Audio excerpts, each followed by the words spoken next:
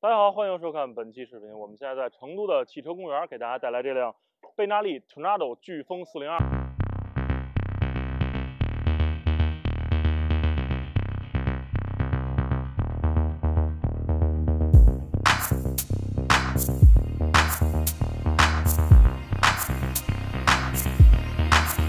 从外观来开始看吧，先看车头。这台车的外观呢，官方说是一个家族式的传承，它传承自贝纳利飓风的1130。但是呢，设计师给它进行了一些本土化的调整，就是你盖上这个位置，从上往下看，有点像铃木的中 R；你盖着这边，从下往上看，有点杜卡迪领速的这个影子。整体的这个风格还是偏欧系的这个仿赛的这种造型。然后上面是一个比较小的风挡，这个风挡还是挺竞技的啊，但是它在这块做了一个开口。它的开口内部呢是一个行车记录仪，这个也是官方给你配好的。它的后视镜呢是一个仿赛车型常见的前置后视镜，然后也支持折叠。然后我试试能不能向下折，哎，也可以向下折，这样在赛道里如果你摔车的话就没有那么大成本了，起码后视镜能省下一对了。向后呢是这个车把，贝纳利的这个飓风402给了一个分体式车把，但是它的手把的把位很高，有点已经很接近街车了。它的按键呢质感还可以，反馈也可以，但是呢它通过按键来调整屏幕的这个逻辑还有一点需要改进的空间。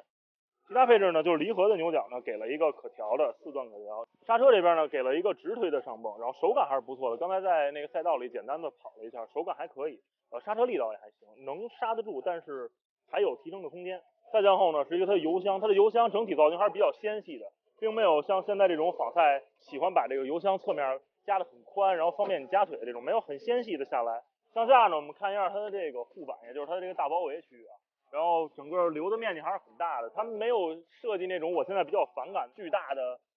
导风旗啊，实际上没有多大用，纯属是为了让车头看起来更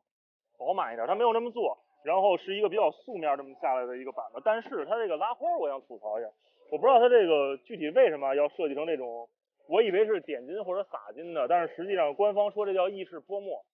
我确实是不太懂艺术这块的，然后我看了看啊，是给的贴纸，然后可以撕，如果你不太喜欢，你可以把它撕掉就可以了。我也问了一下产品经理，产品经理跟我说的是，我们之所以设计成贴纸而不是喷涂，并不是因为成本，而是因为如果大家不喜欢这样的贴纸呢，就可以直接给它撕掉。我觉得这话术稍微有点什么，是吧？懂的都懂。然后我们再向下看呢，就是它的这个脚踏。它脚踏的位置和座椅几乎是在屁股的正下方，很接近街车了。如果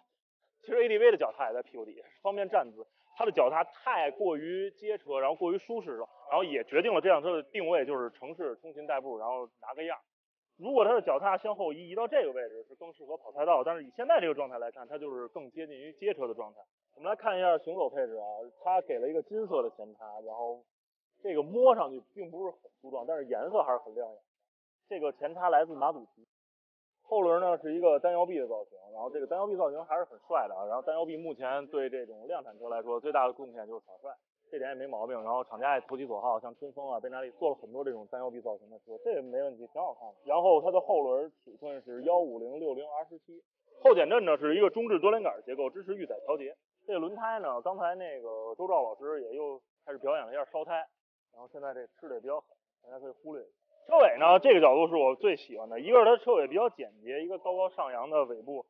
显得既运动，然后同时它的尾灯沿着这个车尾做的这个设计，点亮还挺好看的。还有呢，就是这个单摇臂在这个角度看也是最帅的，比车头我觉得要好看一些。飓风402呢，搭载一台并列双缸的发动机，它的精确排量是399cc，最大功率是35千瓦，最大扭矩38牛米。它就毫不避讳的说啊，它实际上就是逆向研发 Ninja 400的那台发动机。整个的体验呢，感觉比 Ninja 400稍微顺一点点，但是这个顺呢可以打引号，我整个骑下来感觉是全速域很顺，但是也可以说没有那么大劲儿，尤其是在它低档位低速往起走的时候呢，它大部分的劲儿是靠这个油门一走，车弓往前拱一下，然后你再往后拉就会很顺的爬过来，也可以说是没有那么大的动力。但是当然了，400这个级别的车现在来骑大差不差，基本都是这样。然后就是这台车呢也配了一个滑动离合，离合的手感还是比较轻的。这个乘坐这块呢，因为我的身高不太具有普适性，我请了一个大概1.45米左右的女生，然后来给我们做一个展示。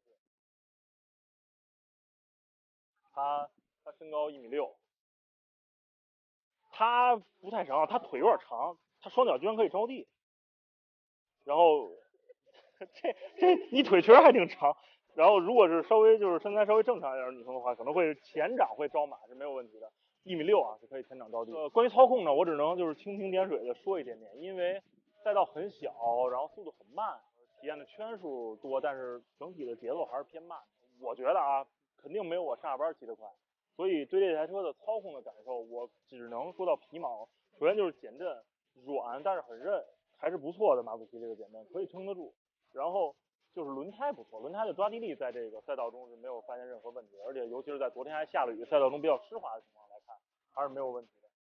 还有一点我要补充一下，也是要特别说明一下，各位车友在试驾这台车的时候，千万要注意这一点，就是它在向左侧压弯的时候，它接触地面的最低点并不是它原厂设计的探钉，而是左侧的边撑。这一点在试驾压弯的时候千万要小心。当然了，如果要是从自身找原因的话，那有可能是我的体重比较大，把后边的弹簧向下压的比较多，导致了这个蹭到边撑而不是探钉的这个情况出现。但是现场也有其他的媒体试出了这个问题，所以各位车友在试驾这台车的时候，还是要千万注意，多加小心就行。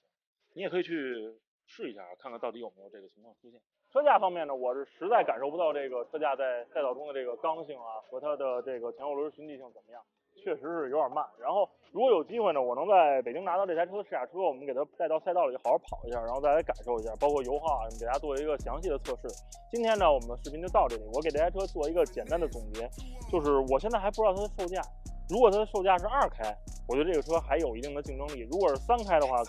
大家可以等一等，对吧？等它到2开再买。那外观这块呢，如果大家是比较喜欢欧系风格的，这个车还可以纳入你的这个选车清单内的。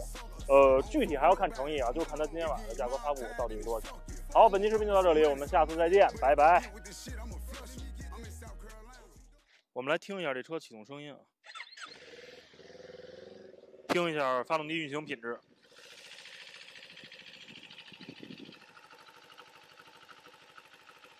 怠速排气声浪，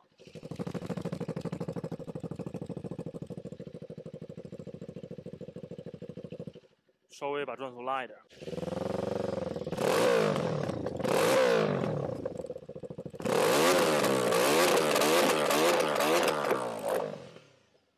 发动机。